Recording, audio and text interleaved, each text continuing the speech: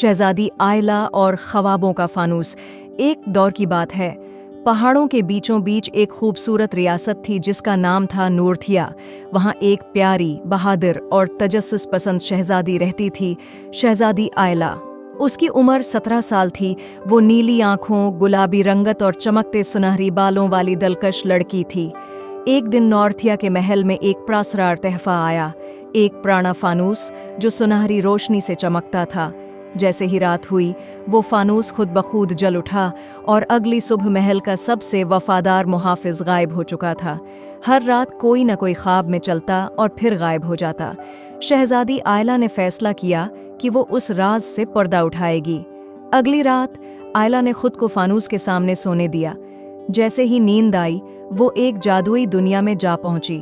آسمان پر تیرتے جزیروں، گلابی بادلوں اور بولتے جانوروں کی سرزمین میں۔ وہاں اسے ملی ایک چھوٹی پری ہافلیرا میں، جس نے بتایا کہ یہ فانوس جادوگر مورفیس مان کا ہے جو انسانوں کے خواب چرا کر اپنی طاقت بڑھاتا ہے۔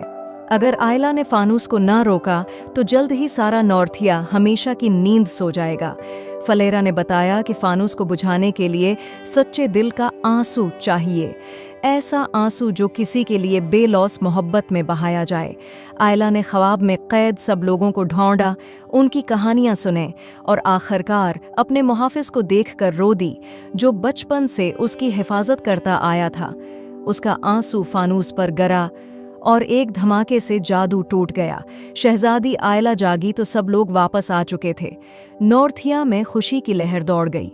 فانوس کو قلعے کے تہہ خانے میں قید کر دیا گیا۔